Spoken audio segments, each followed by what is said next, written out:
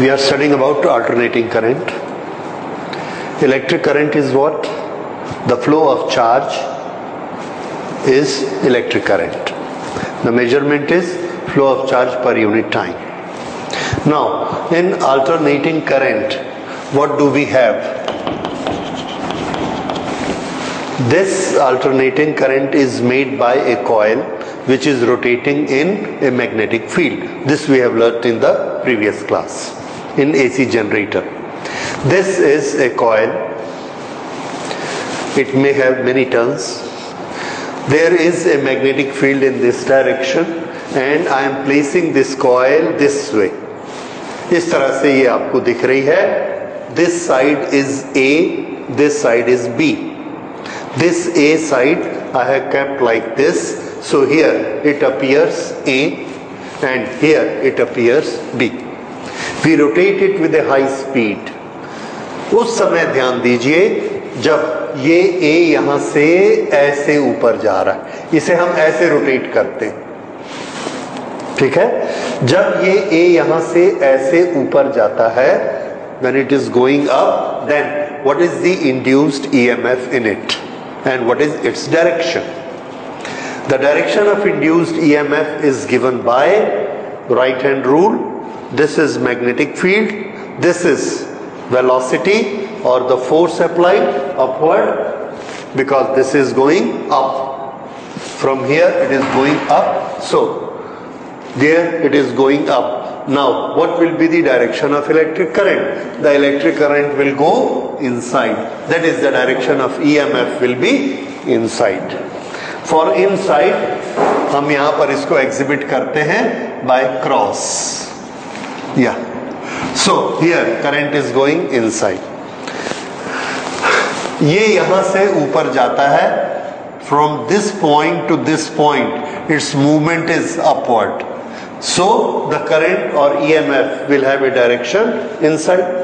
यहाँ पर जाकर ये नीचे आता है और जब ये ऐसा नीचे आएगा, then what will be the direction of current? The answer is direction of current. Again, it is now coming down. The direction of current will be outward. Then in this wire A, the direction will be outward. So for half of the cycle, the direction of current in A is inward, that is in this direction. And when it goes rest of the half, the direction is outward. What is the effect of that? This A is connected through a ring and carbon brush here with this stationary circuit.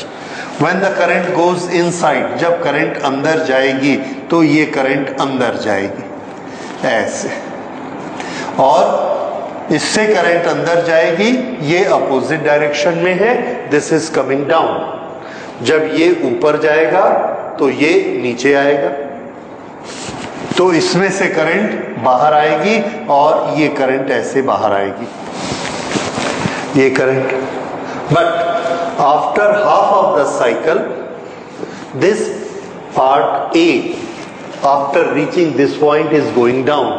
तो second half में जब ये ए नीचे आएगा, ए नीचे आएगा और ये वाला बी उस समय ऊपर जाएगा, उस समय क्या होगा? The direction of current will be reversed. उस समय ये डायरेक्शन ऑफ करंट ऐसी हो जाएगी और ये डायरेक्शन ऑफ करंट ऐसी हो जाएगी. So what we see for half of the cycle, that is, for half of the time the current is in one direction. For other half of the cycle, the current will have reverse direction. ठीक है, एक चीज. So the direction is changed periodically. और period कितना है यहां से यहां तक जाने का? टोटल पीरियड हमने कितना लिया घूमने का? 1t. So this will be half t. So for half of the time, the one direction remain, other half direction reverse. We say for half of the cycle, half t, the direction is positive. For half t, the direction is negative. That means reversed. Now, magnitude. Magnitude depends upon the number of flux which changes per unit time. E is equal to d phi by d t, और phi किससे बनता है? Number of lines. Now you see when it is going from here how many lines it is cutting. This is very interesting thing. यहां से ये ऐसा 30 degree ऊपर उठा, again from here it goes like this. इतना सा 30 degree turn करने में इसने ये 4 लाइन को काटा this way. Now from here to here 30 degree. यहां पर देखिए 30 डिग्री यहां से लेके यहां तक गया. कितनी लाइनों को काटा इसने? एक भी लाइन को नहीं काटा. देखिए ये यहां से ऐसा चला गया, इसके साथ स्लिप होके, काटा नहीं. तो ये जब यहां से ऐसे जाएगा, this will go like this. तो बहुत कम लाइंस को काटेगा, बहुत कम लाइंस को काटेगा. और लास्ट में जब इसके टेंजेंशियल हो जाएगा ऐसे, तो एक भी लाइन को नहीं काटेगा. अगर उस समय ये ऐसे एक भी लाइन को नहीं काटेगा तो चेंज ऑफ फ्लक्स क्या हुआ? 0. तो ईएमएफ कितना हो जाएगा? 0. सो ये एक यूनिफॉर्म वेलोसिटी से घूम रहा है, पर इस लोकेशन पे जब जाता है तो मैक्सिमम लाइंस को कट करेगा ऐसे, और जब ऊपर लोकेशन पे पहुंचेगा तो लाइन कटिंग विल बी 0. इससे क्या होगा? E is equal to d phi by d t. अगर फाई कम हो गया तो E भी कम हो जाएगा, और यहां पर जब होगा तो E कितना हो जाएगा? 0. फिर यहां पर कितना? Maximum 0, maximum 0, maximum 0. Direction maximum positive 0, maximum negative 0, maximum positive 0, maximum negative 0. This is how EMF will change. तो 2 चीजें हमने स्टडी की. एक, half of the time it will be in one direction, half other direction. और दूसरा, the magnitude will change continuously. और इसके magnitude को रिप्रेजेंट कौन करता है? तो आंसर है इसके मैग्नीट्यूड को एट एनी टाइम ये रिप्रेजेंट करता है दिस हाइट. जितनी लाइन को काटेगा उतना ही तो ईएमएफ बनेगा. और मैक्सिमम लाइन कितनी काट सकता है वो? इतनी. ये मैक्सिमम है, यानी कि ये रेडियस के बराबर. अगर ये वाला ईएमएफ मैक्सिमम बनता है ई नॉट, और ये एक एनी टाइम ई है, और ये वाला एंगल कितना है? Omega t. How omega t? Omega is the angular velocity, यानी 1 सेकेंड में कितना एंगल बनाता है? Omega. If omega is angular velocity, then small t time, यहां से स्टार्ट किया, टी टाइम तक रोटेट किया, तो थीटा किसके बराबर हो गया? Omega T. 1 सेकेंड में ओमेगा, टी सेकेंड में omega T. This is omega T. अब इसका साइन देखिए क्या होगा? Sine is equal to E upon E naught. देखा? So sine is equal to E upon E naught. तो ई किसके बराबर हुआ? E is equal to E naught sine omega T. The same equation which we have done in the previous class for AC. इस तरह से इसका EMF continuous change होते जाता है, राइट? जैसे जैसे टी की वैल्यू चेंज होगी वैसे हमको ईएमएफ मिलेगा. And for this equation we know what is the value of E by making a graph. ये हमने उसका एक ग्राफ बनाया. This value always is E, that is E naught sine omega t. कहीं पर भी आप देखिए ये वाली वैल्यू हमको किसको शो करती है? When the time is equal to t, this value is E.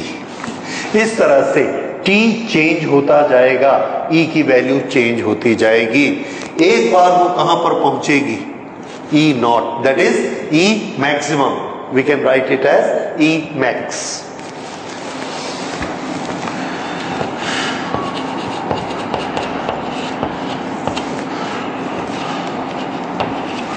Okay. और फिर जब ये ऊपर पहुंचता है तो कितनी हो जाएगी? 0. फिर जब दूसरी तरफ यहां पहुंच रहा है, मैक्सिमम लाइन को काट रहा है, तो उल्टी डायरेक्शन में मैक्सिमम और फिर से zero. This cycle keeps on repeating itself. This is how we get AC. So this is nature of AC. Now AC के बारे में एक और चीज समझनी हमको, किसी भी करंट के बारे में. How the current flows. The current flows, what is the necessary thing for flowing of a current? Answer, there should be an EMF and there should be a closed circuit. Closed circuit is a must. ठीक है, ये हमने closed circuit बना दिया. This is our load and we have connected it this way. अब अगर ये इस closed circuit में component कौन कौन है? This one component is the coil. This coil. यहां से ये किस में आ जाएगा? Rings में. These rings, और rings से किस में चला जाएगा? Carbon brush. Carbon brush stationary part और कार्बन ब्रश से outside load. This is our circuit. ये बना एक complete circuit. Now what is electric current? Electric current is flow of charges. ठीक है, आगे जाके हम एक और डेफिनेशन पढ़ेंगे, that is Maxwell's definition. Okay, so first अभी हम जनरल डेफिनेशन लेते हैं. It is flow of charges, that is flow of electrons. One example of that is here the flow of electron. कहां से कहां होता है? अब ये हमारा सर्किट है. इस सर्किट में फ्लो ऑफ इलेक्ट्रॉन कहां है? द आंसर इज, ये जब ऊपर जा रहा है, इसमें इलेक्ट्रॉन ऐसे जा रहे हैं, ऐसे चलते हैं. और पूरे सर्किट में इलेक्ट्रॉन कैसे चलेंगे? सब इलेक्ट्रॉन ऐसे चले. And this is a very large circuit, may be few kilometres. सब के सब इलेक्ट्रॉन ऐसे क्लॉकवाइज चलने शुरू होते हैं. कब तक? Only when it reaches here. जब यहां से यहां आएगा तो सब इलेक्ट्रॉन कैसे हो जाएंगे? Anti clockwise. ये वाला इलेक्ट्रॉन क्लॉकवाइज अभी यहां से यहां तक पहुंचा ही नहीं है. During this small time the condition has, the direction has change. So what it will do?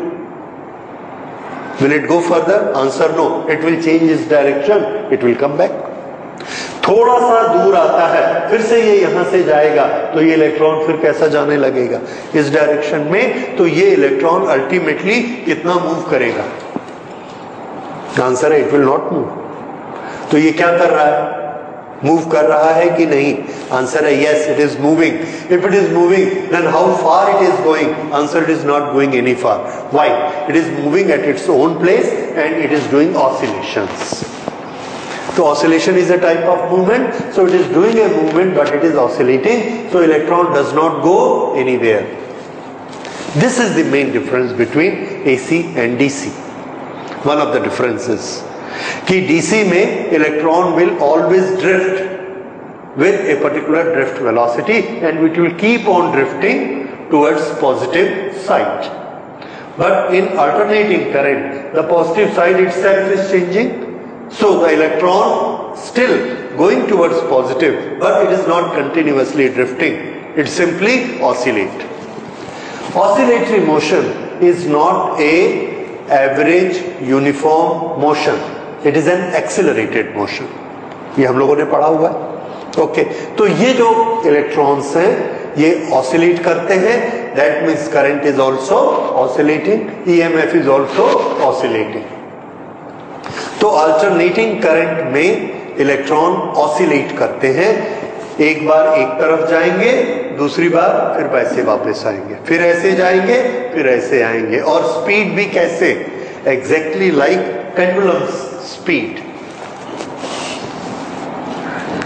This here velocity is maximum, here velocity is minimum. Similarly, the same thing happens with the electrons. Oscillate करेंगे, ज्यादा velocity, कम velocity. लेकिन does it change our definition of current? Answer no. Our current's definition still is this.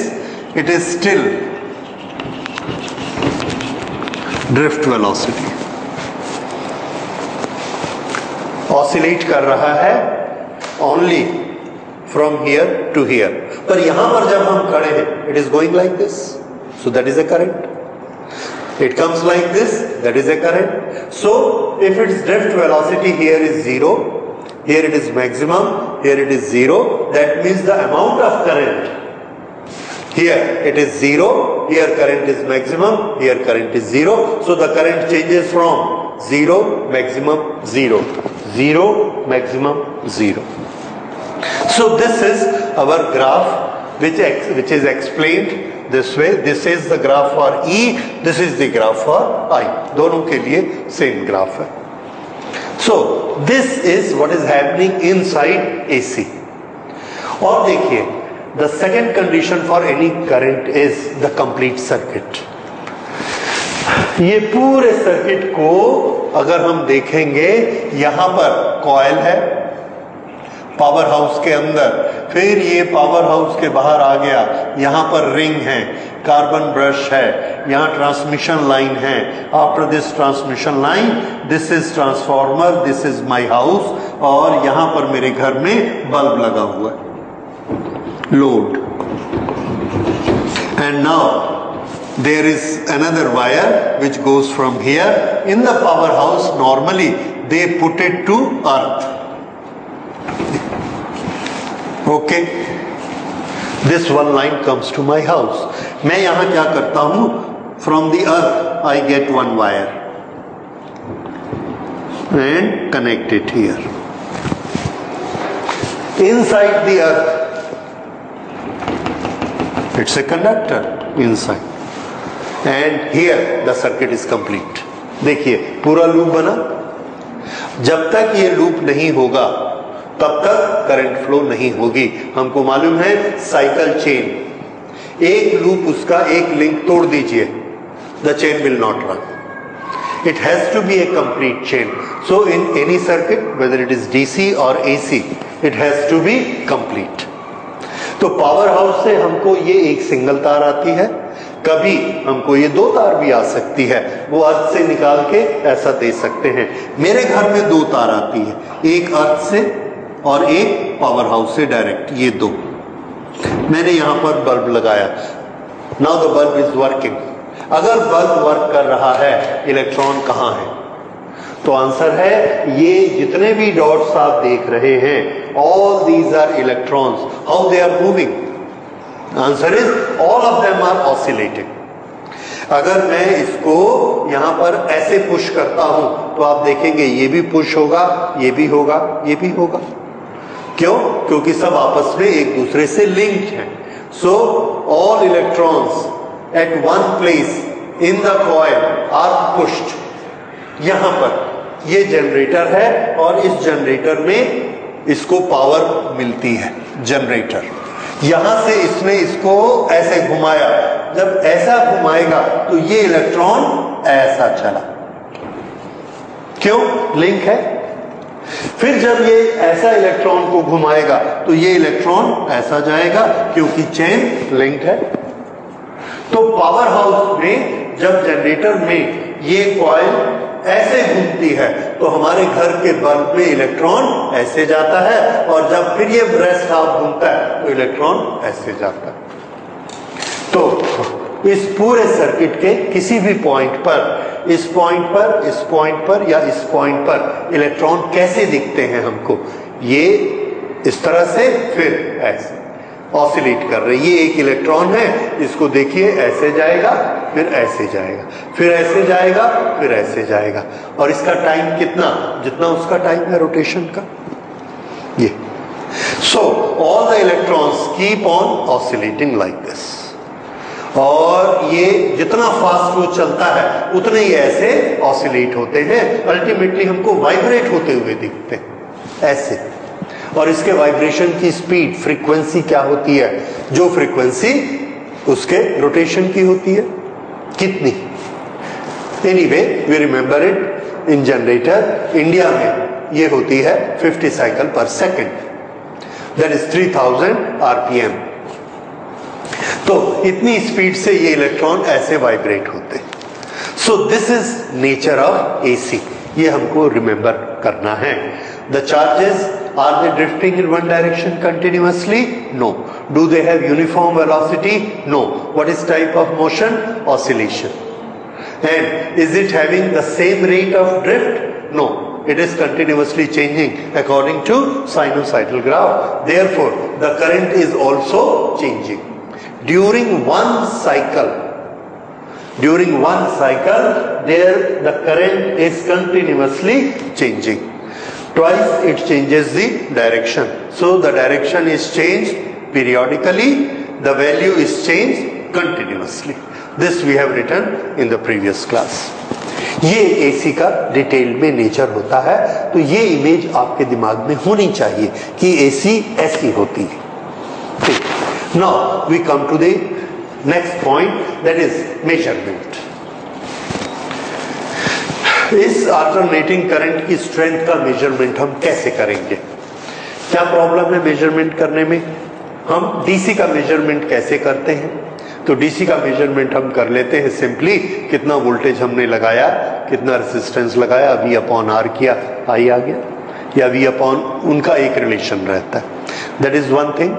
अच्छा, measurement करने के लिए हमारे पास जब हम स्टैंडर्डाइजेशन करते हैं, when doing the standardization there are two methods of doing it for any standardization. One by component method, one by effect method. Electric current की डेफिनेशन हमारे पास क्या है? चार्ज पर यूनिट टाइम. ये है. एक दूसरी हमने बनाई NEAVD, where N is number, E is charge, so this is again charge. ठीक है. तो किसी भी इलेक्ट्रिक करंट में अगर हम चार्ज को काउंट करें और दूसरी डिफरेंट क्वांटिटीज काउंट करें, we can calculate I. This is calculation of I which is not possible. ये कौन सा कैलकुलेशन है? कंपोनेंट्स, क्योंकि I के ये कंपोनेंट्स हैं, but this we can not do. Why? Because charge calculation, that is calculation of N, is not possible for us. ये lab में हम पॉसिबल, ये हमारे लिए डायरेक्ट कैलकुलेट करना पॉसिबल नहीं है. So we go for the other method. What is the second method of the measurement of current? That is by its effect. किस मेथड से करना है? इफेक्ट मेथड से. So there are two methods of measurement. One is component. तो component में क्या होगा? Q.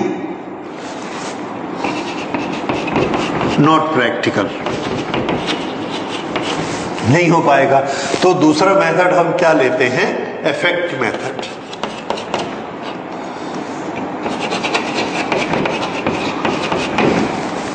Effect method means what? Electric current हमको बहुत से इफेक्ट दिखाती है.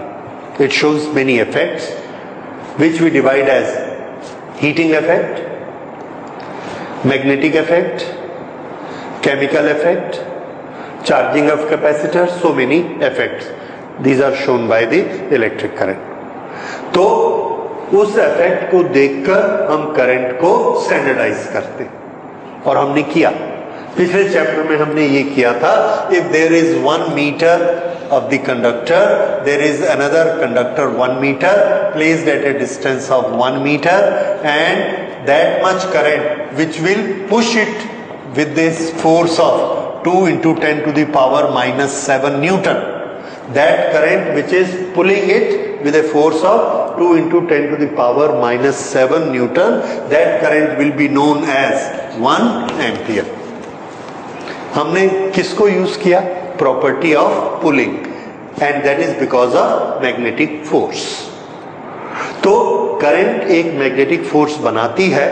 उस मैग्नेटिक फोर्स को हमने मेजर करके करंट को स्टैंडर्डाइज किया, क्योंकि करंट में हम NE कैलकुलेट नहीं कर सकते, तो मैग्नेटिक इफेक्ट को लिया. इसी तरह से हम करंट के दूसरे इफेक्ट भी ले सकते हैं.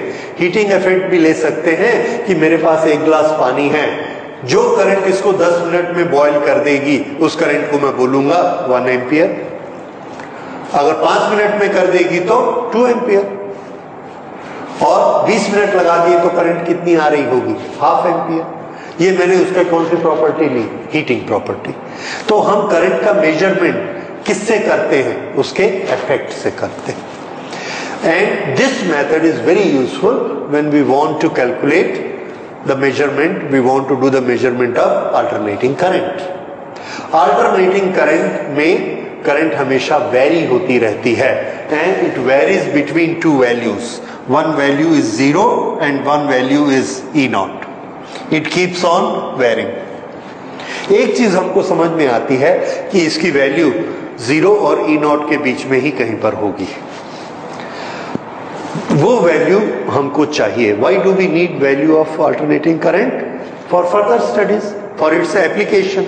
हमके उसके एप्लीकेशन, उसके इफेक्ट पता करने हैं, फॉर्मुलेशन करना है, मैथमेटिकल मॉडलिंग करनी है.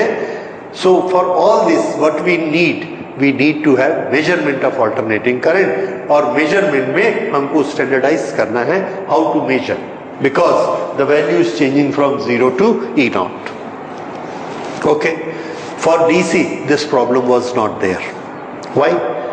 Because at every instant the value of DC is not changing.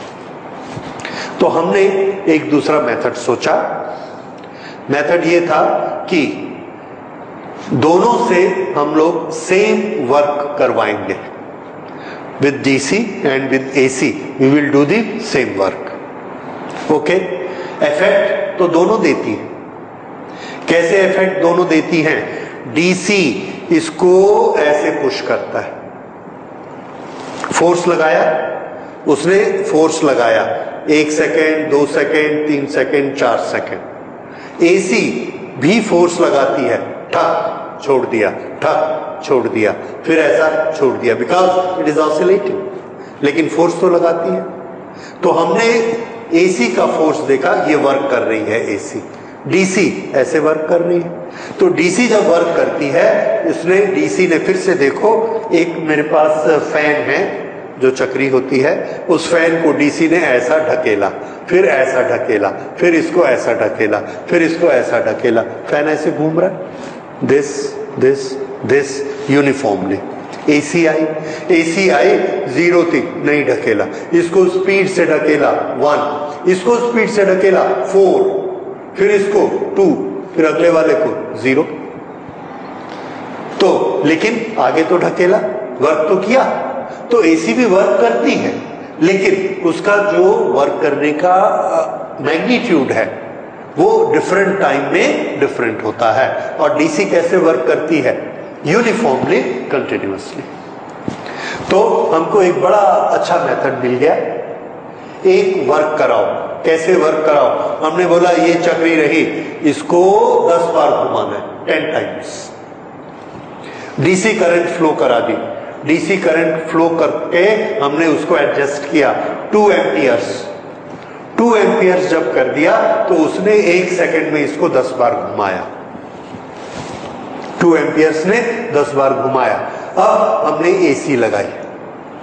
AC लगाई तो देखा कभी एसी इसको धीरे घुमाती है और कभी फास्ट घुमाती है, लेकिन उसने भी उसको हमने एडजस्ट किया. और एडजस्ट करने के बाद, कम या ज्यादा करने के बाद, एक ऐसा टाइम आया कि कभी स्लो, कभी फास्ट, कभी स्लो, कभी फास्ट, पर 1 सेकेंड में 10 राउंड उसने भी करवा दिया. What does it mean? It means both have done the same work. 10 round in 1 second DC, 10 round in 1 second by AC. What is same? Work done is same. DC current हमने major की, कितनी flow हो रही थी? 2 ampere. AC current हमने major की, तो AC current तो कभी 0 दिखाती है, कभी 3 एम्पियर दिखाती है, फिर 0 दिखाती है, फिर 3 दिखाती है. तो हमने मेजर नहीं किया उसको. हमने ये कहा कि ये जो वर्क हुआ है ये कितने डीसी ने किया था? 2 एम्पियर कंटिन्यूअसली. तो इस एसी की वैल्यू भी हम कितनी मान लेंगे? 2 एम्पियर. तो उसकी वैल्यू कितनी मानी गई? 2 ampere. That is value of steady current which is doing the same work. ये हमने मेथड अडॉप्ट किया और इसमें हमको कोई ऑब्जेक्शन नहीं है. क्यों? अल्टीमेटली हमको इलेक्ट्रिसिटी किसमें यूज करनी है? वर्क करने में. तो वो वर्क किसके बराबर करती है? जो 2 एम्पियर डीसी करती है. तो हम वर्क का वही फॉर्मूला लगाएंगे जो हमने डीसी के लिए लगाया, I²R. तो इसके लिए भी हमने I²R लगाया और I की वैल्यू क्या रखी? 2. और इसने भी वर्क किया सेम 10 राउंड्स. स्लो किया, फास्ट किया, we are not bothered because we are taking that equivalent value. तो इस तरह से हमने डिफाइन करने का मेथड क्या अडॉप्ट किया, that value of an AC will be similar to the value of a DC provided both are doing the same work. How is DC? Uniform. and how is AC? Changing 0 to maximum value. So what value we will take? It will be the value of that DC which is doing the same work. Few things we standardize and that is time. हम time कितना लेंगे? हम यहां से लेके यहां तक 1t time लेंगे, full time. So for a single time the work done by AC will be equal to the work done by DC, then that value of DC will be taken as value of AC. ये हो गया measurement का method. Is this method clear to you? Okay, so first we will write our principle, what is this method, how we defined it, and then we will do the calculation. क्यों? इसलिए क्योंकि ये तो सिर्फ definition है। When we are given, एक generator हमने चलाया, वो जनरेटर ने हमको वैल्यू दी, तो हमने देखा उसमें वैल्यू 0 से चढ़ के चली गई 10, 0, 10, 0, 10, तो इसकी वैल्यू कितनी है? तो उसके बराबर डीसी हम कहां से लाएंगे? ये तो हमारा प्रिंसिपल था व्हाट वी डिफाइन। तो हमको एक रिलेशन स्टैब्लिश करना पड़ेगा। हमारे पास ऑब्जर्वेशन किसका है? हमारे पास ऑब्जर्वेशन है पीक वैल्यू का। We have the observation of peak value and not the observation of DC. So first we will do a calculation and find out if we know the value of peak EMF और peak current, then what will be the measurement of that current. Measurement of that current means what? वो DC वाला measurement. How much is that related to peak value? That calculation we will have to do कि क्या वो उसका 50% होता है, 70% होता है, 40% होता है, कितना होता है? That we can find out. Related to what? Peak value. Okay. So first we will write the definition of alternating current. Magnitude of alternating current AC is that value of steady current which do the same work during time period of one cycle. This is what I explained you. ठीक है? Is it now clear to all? Okay. Now we will find out how much is this value. Okay.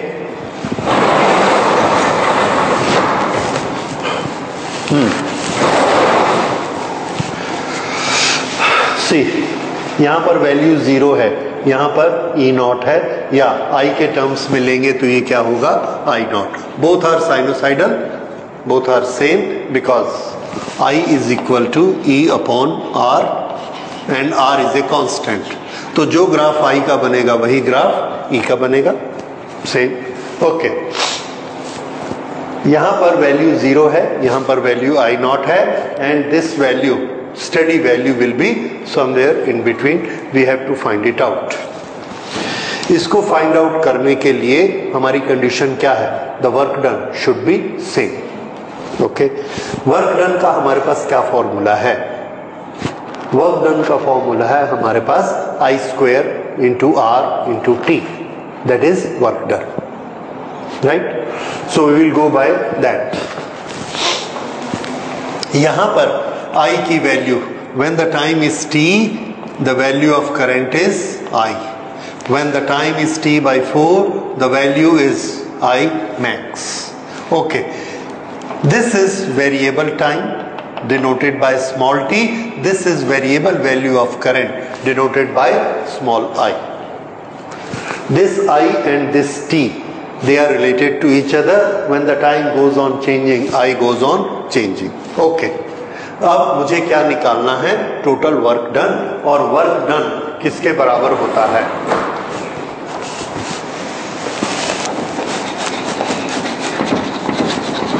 work done during one cycle time, that is T. ये work done मैं एक बार निकालूंगा steady current के लिए और एक बार निकालूंगा alternating current के लिए, और दोनों वर्क कैसे होने चाहिए, सेम। ओके, तो देखिए स्टेडी करंट के लिए कैसे निकलेगा।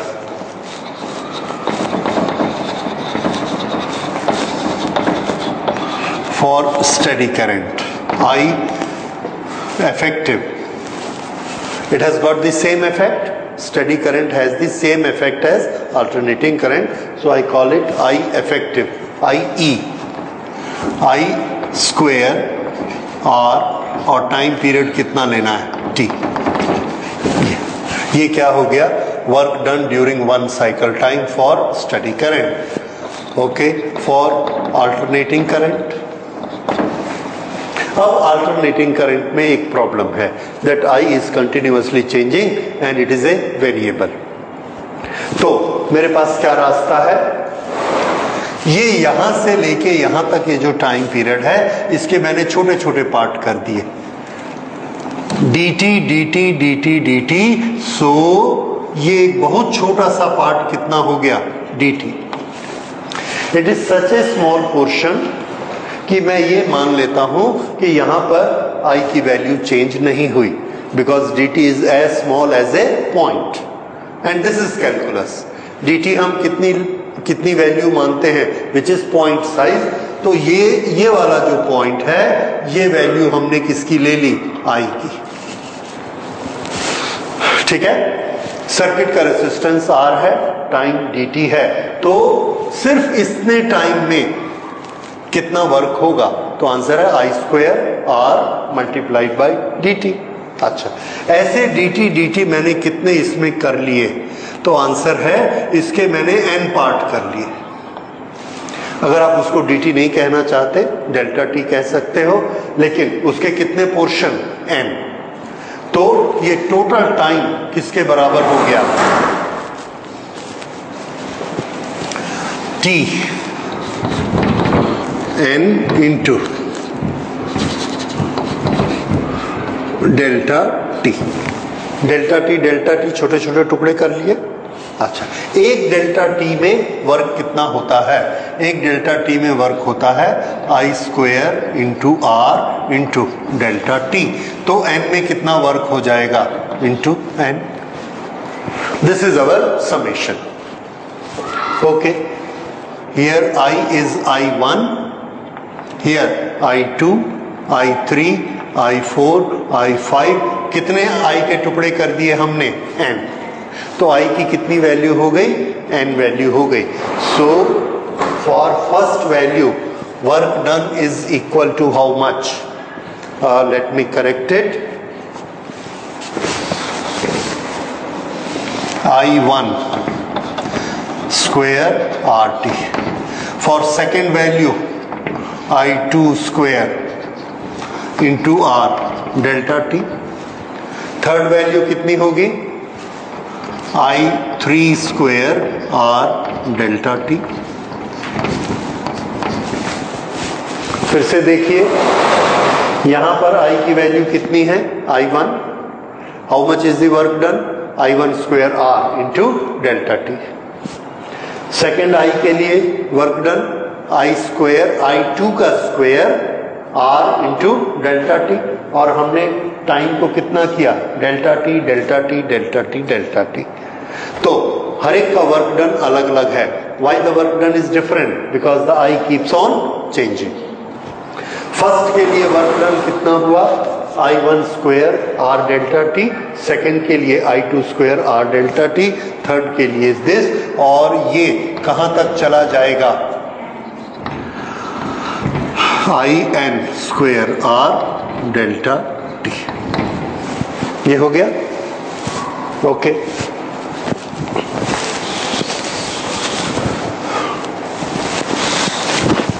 ये AC के लिए वैल्यू आ गई।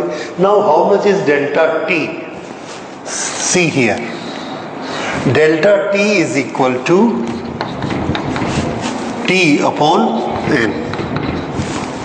आई put it here in all, सब में मैंने कर दिया तो क्या आ गया T अपॉन n, उसको कॉमन निकाल लिया तो ये क्या आया 1 अपॉन n, और ये कितना हो गया I1 स्क्वायर 1 अपॉन n, और हर एक में क्या कॉमन है r। अब अंदर क्या बचा I1 square plus I2 square, और ये करते करते IN स्क्वायर, राइट। ये बात समझ में आए? हर एक में कॉमन कौन है r, डेल्टा t, राइट। सो t, डेल्टा t को किस में कन्वर्ट किया T upon n, T upon n, T upon n, T upon n, this is what work done for AC. Now work done for both are same according to our definition.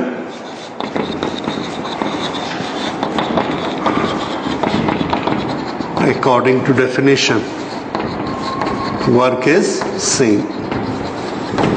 अगर work same है then what we can write, I effective is equal to work done and is equal to this RT upon N, and this is what I1 square plus I2 square up to IN, ठीक है। Now we cancel RT from both sides and what we get here I effective, this is I effective, effective value of AC, I effective.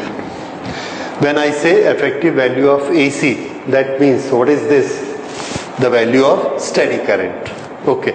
So I effective किसके बराबर हुई, ये square हमने दोनों तरफ से हटा दिया, रूट, अंदर क्या आया I1 square plus I2 square IN square. This is to be divided by n. Now we have come to a very well known mathematical expression. ये क्या चीज है? How many quantities are there? n. We have done sum of all the quantities and divided by n. So what we are trying to find out? Mean value. Mean value का formula क्या होता है, सबको add करो और add करके number से divide कर दो। सो this is mean value. Mean value of what, mean value of squares, किसके स्क्वायर, करंट के स्क्वायर, ओके। आई क्या है, effective value of alternating current.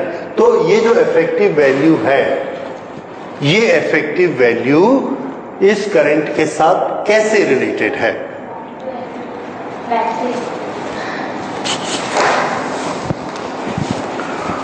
effective value of current is root of mean of squares of all current values.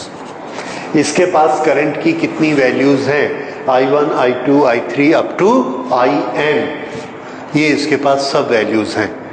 सब values का हमने क्या किया, square, उसको ऐड किया, मीन निकाला, मीन निकालने के बाद फिर से उसका स्क्वायर रूट निकाल लिया, तो ये एक्सप्रेशन आया।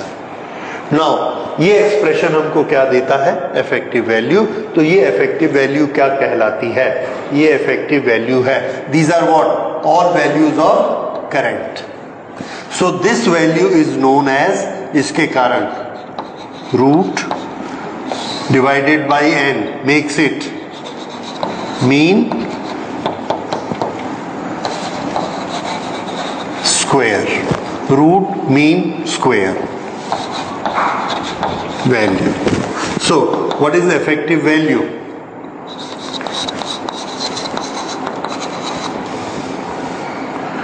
effective value, effective current is root mean square value of currents। तो ये RMS वैल्यू सभी करंट्स की होती है। अब देखिए हमारे पास मीन निकालने के बहुत से मेथड्स होते हैं. This was value 0, this is value 10. What is arithmetic mean? 5. 0, 10, add the 2, divide by 2, 5. ठीक. 0, 10, 0, minus 10, 0. Algebraic mean निकालिए. 0 plus 10 plus 0 minus 10, 0. Total क्या हुआ? 0 divided by 4, 0. Algebraic mean. इसी तरह से हमने निकाला इसका suppose geometric mean. That is also one method of finding a mean. इसी तरह से मोड वैल्यू भी एक होती है. There are so many methods we have studied in statistics to find out the average current.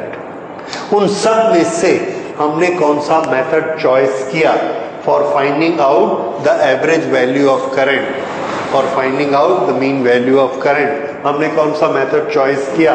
That effective current will be what? RMS value of currents, RMS value of all the currents.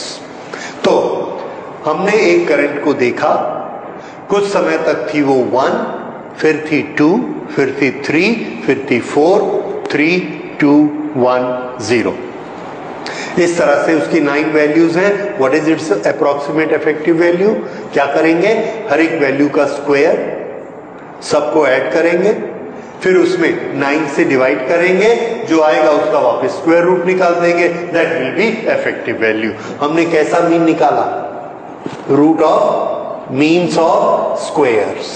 That gives the AC value. तो AC में हमको कैसा mean चाहिए? RMS mean चाहिए. इसलिए हम इस current को एक दूसरा नाम भी देते हैं. This is also known as IRMS. ठीक है. ये इसी का हमने पहले क्या नाम दिया हुआ था? I effective. क्यों? क्योंकि इसका इफेक्ट उस स्टेडी करंट के बराबर होता है. और मैथमेटिकली ये क्या है? IRMS है. इफेक्ट में सेम इफेक्ट है स्टेडी करंट का. बाद में जाके जब हम पावर फैक्टर पढ़ेंगे तो फिर हम देखेंगे कि ये वाली जो वैल्यू है इसके लिए हमने एक और नाम बनाया, I virtual. This will come to know and I will let you know कि वर्चुअल क्यों बोलते. So IRMS, I effective and I virtual. This is the same value, same value. Average current की एक दूसरी वैल्यू भी हो सकती है. अभी वो CBSE के सिलेबस से हटा दी गई है. वो वैल्यू क्या थी? That was known as mean value. Mean value 0 to 10, 10 to 0, minus 10, 0. Mean is how much? 0. So mean value over full cycle is always 0. So mean value we used to calculate for half cycle only. वो क्या होती थी? Just for your reference, हमने एक capacitor को charge किया AC से. कुछ चार्ज आ गया उसमें कुछ पोटेंशियल बिल्डअप हो गया. सेम पोटेंशियल हमने बिल्डअप किया उतने ही टाइम में एक DC से. अब पोटेंशियल किससे बिल्डअप होता है? Q/C. देखिए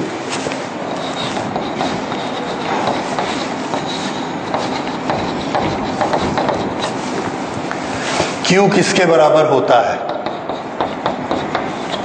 I इंटू टी. और हम कितने टाइम तक करंट देते हैं? Only half cycle. Half cycle. क्योंकि ये देंगे तो ये उस चार्ज को वापस ले जाएगा. जो प्लस में आया माइनस में निकल जाएगा कैपेसिटर से. Capacitors will not be charged. तो AC कैपेसिटर को चार्ज क्यों नहीं कर सकती? Because half of the time it makes positive with one plate and other half of time it makes it negative and it takes out the charge. So charge never deposits with AC. याद रखिए. So AC cannot charge capacitor. Okay, capacitor में potential किससे develop होता है? Q/C. That is I/C. Here हमने क्या कर दिया? अगर हम DC करंट देते हैं, C एक बार AC करंट और एक बार DC करंट। तो जब हम DC करंट देंगे T/2 टाइम तक यूनिफॉर्म एक जैसी जाएगी।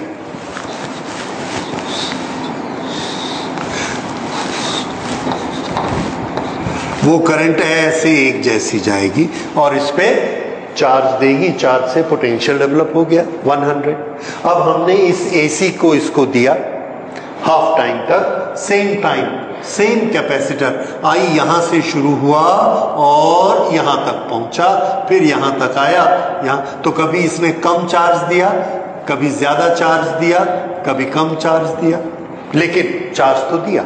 सेम चार्ज हमने वो ले लिया। कैसे पता लगा? Same voltage.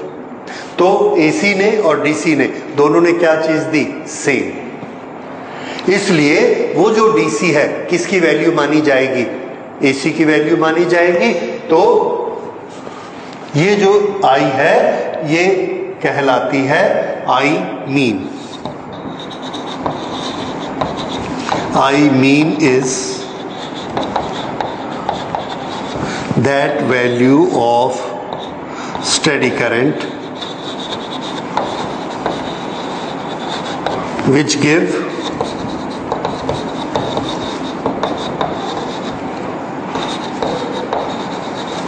same charge to capacitor during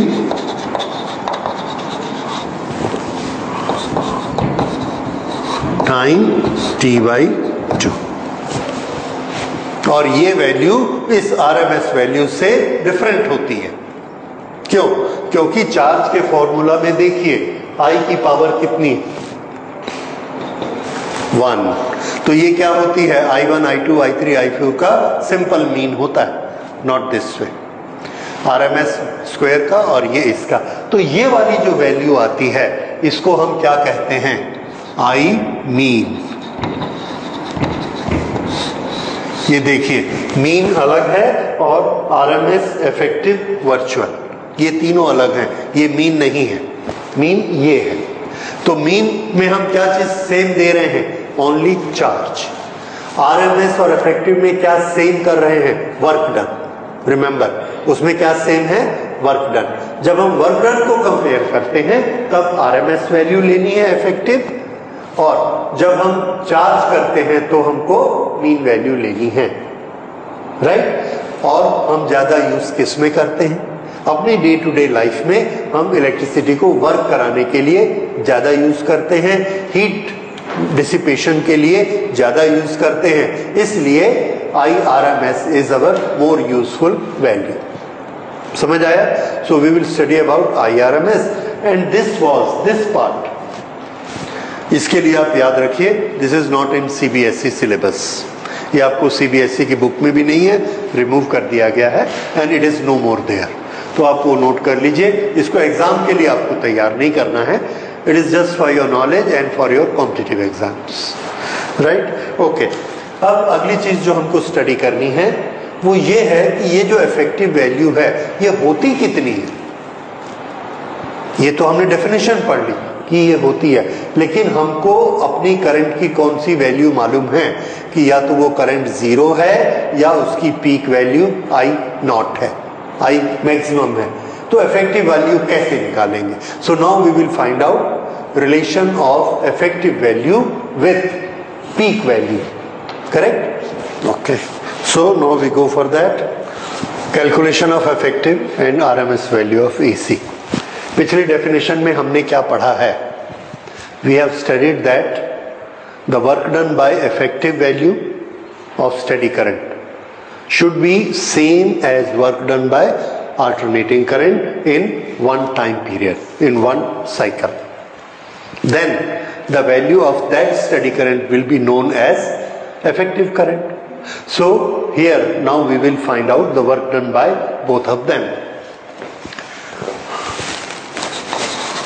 During one cycle, work done by AC is equal to, इसको किस तरह से कैलकुलेट करेंगे? एक इंस्टेंट के लिए वर्क डन कैसे निकालते हैं? तो एक इंस्टेंट का टाइम कितना होता है dt, तो वर्क डन कितना होगा I square into R into d t. This is for one instant and we can integrate it 0 to t. ये अब हमको क्या देता है work done for full time. ये आ गया एक्सप्रेशन. अब इस एक्सप्रेशन को हम लोग क्लियर करते हैं.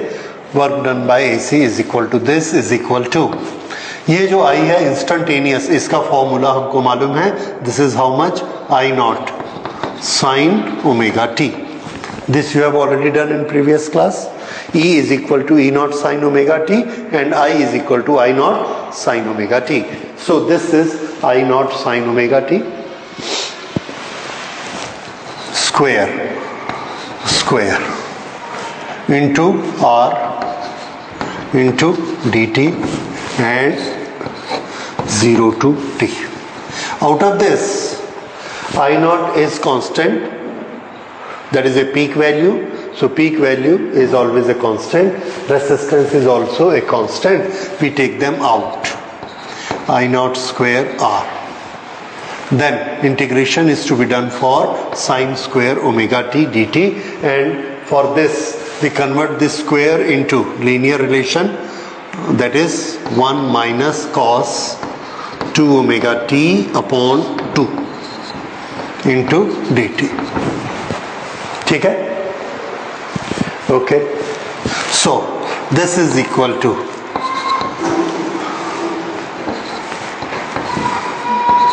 I naught square R and this will be, ये इसको भी बाहर ले लेते हैं 2, and this is now integration of dt 0 to t minus integration of 0 to t cos 2 omega t. Integration of cos 2 omega T 0 to t, इसको आप निकाल कर देख लीजिए. ये कितना हो जाएगा sine 2 omega t upon, okay let's do it, I naught square R by 2 and this will be t. T minus 0 is t. Okay, then minus this will be how much बोलिए, sin 2 omega t upon 2 omega and limits. ठीक है, is it okay? Okay. अब देखिए sin 2 omega t, omega की value कितनी होती है, तो ओमेगा की वैल्यू को ही मैं डायरेक्ट यहां लिख देता हूं. This omega is 2 pi upon t. ये स्मॉल टी की जगह पहले हमने क्या रखना है t. So this will be how much sine 4 pi. Sine 4 pi is how much 0. ठीक, उसके बाद टी की जगह क्या रखना है 0. Sine 0 is again 0. So this expression become 0. ये वाली टर्म 0 हो गई. ये टर्म अगर 0 हो गई तो ये कितना बचा,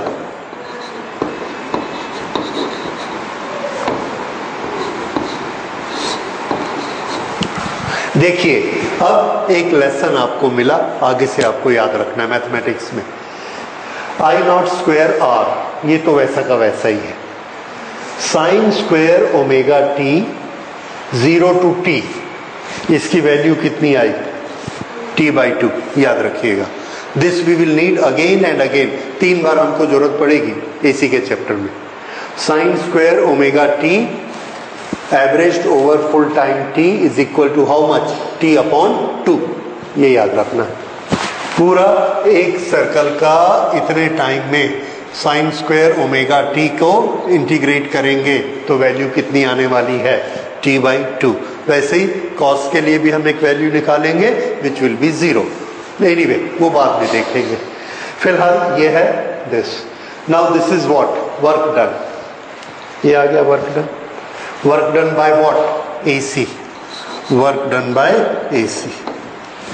Now, same according to our definition.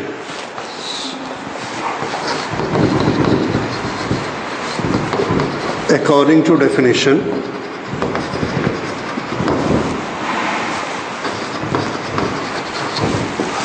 same work is to be done by effective value.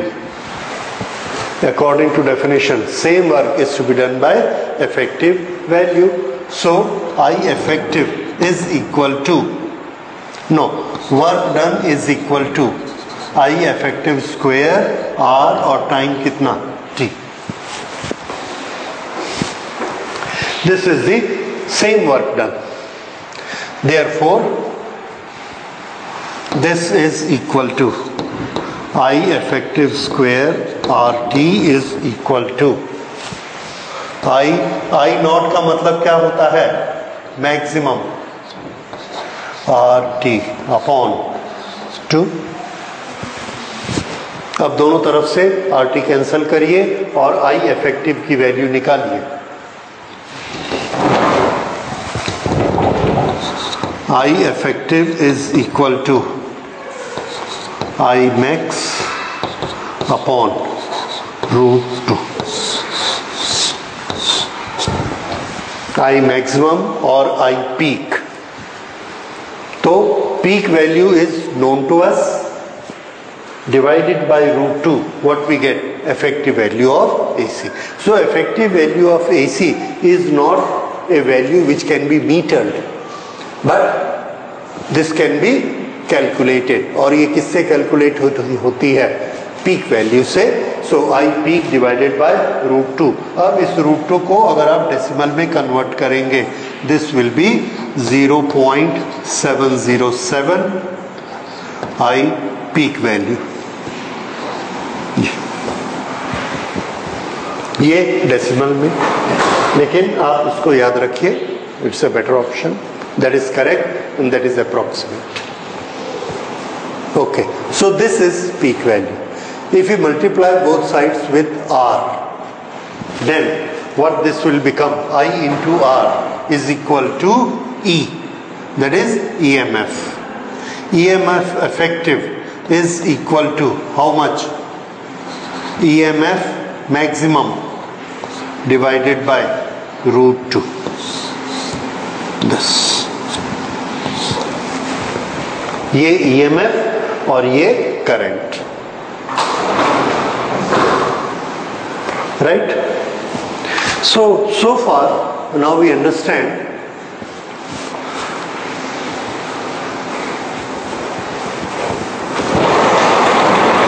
that effect value is less than peak value, and how much it is less than 0.7.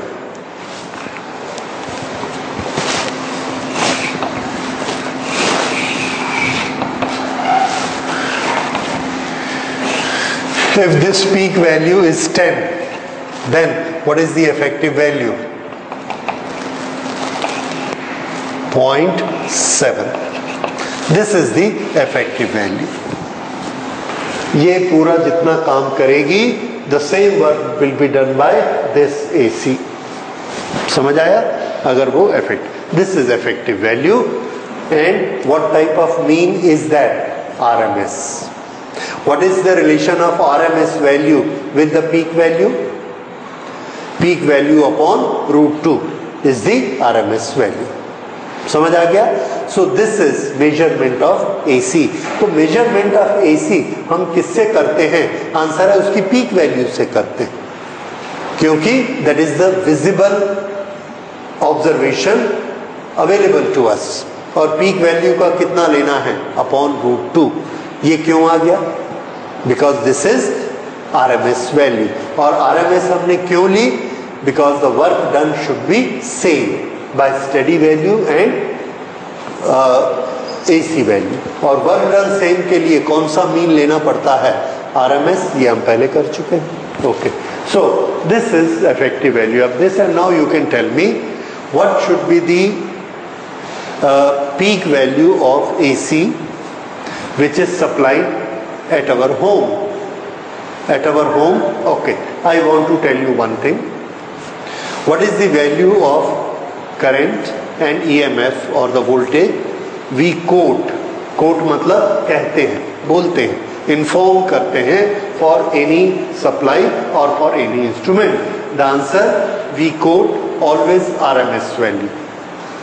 Like अगर मैं आपसे ये कहूँगा कि ये bulb 220 volt पर काम करता है, तो आप पूछेंगे 220 वोल्ट एसी की DC? I will say AC. तो आपके मन में डाउट है कि 220 वोल्ट पीक वैल्यू एसी की होनी चाहिए या बीच में कहीं होनी चाहिए, because if you fit it and the voltage goes beyond 220 then it will bust. तो मैं जो 220 कोट करता हूं, अगर मैं आपको कुछ इन्फॉर्म नहीं करता तो दैट मीन्स मैं कौन सी वैल्यू कोट कर रहा हूं? RMS वैल्यू और the effective value, because we are looking for the effect of the electricity, correct? तो याद रखिए, if it is given that the given value is peak value और RMS value, take it according to the information given, but if nothing is given then we have to take it as RMS value और effective value. Okay, अब हमारी house hold supply कितनी होती है? पहली चीज कौन सी होती है, एसी और डीसी? एसी, उसमें वोल्टेज कितनी आती है? 220 वोल्ट। हम मीटर लगाते हैं तो भी वो दिखाता है 220 वोल्ट। ये 220 वोल्ट कौन सी वैल्यू है? इज इट पीक वैल्यू और is it RMS value? No information. If no information is given, then what value it is? Yes, very good. Remember, it is RMS value, 220. अगर ये RMS value है, then calculate what is the peak value. Find out.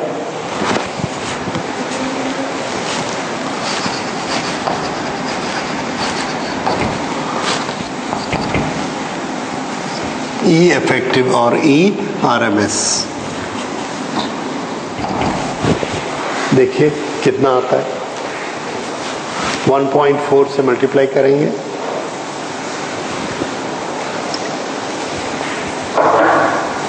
Okay. So this is the relation between the two and this you will be using in many numericals, इसको याद रखिएगा, ठीक है?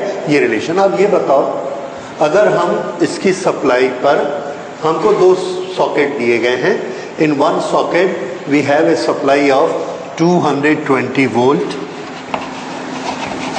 DC और इसमें सप्लाई है 220 volt AC। आपका हाथ इसमें भी लगता है, इसमें भी लगता है, which gives you more shock? किसका शॉक ज्यादा होगा, AC और DC? DC। क्यों? क्योंकि आपके दिमाग में ये है कि डीसी कभी भी जीरो नहीं जाती है, ठीक है? एसी में पीक वैल्यू कितनी जाएगी? अभी आपने कैलकुलेट किया, कितनी जाती है एसी में? हाँ, तो 220 volt AC will have a peak value of 311 volt और 220 वोल्ट डीसी, उसकी पीक वैल्यू कितनी जाएगी? 220 वोल्ट। तो इधर आप हाथ लगाते हैं तो मैक्सिमम वोल्टेज कितनी आपको हिट करेगी? 220 वोल्ट। एसी में हाथ लगाते हैं तो मैक्सिमम कितनी हिट करेगी? हाँ, और वो भी एक सेकंड में 50 बार, 50 times. That is almost continuous. तो आपको वोल्टेज एक्चुअली कितनी हिट करती है? 311 volt. So which is more shocking? Yes, note कर लीजिए। Since peak value is 311, AC gives more shock.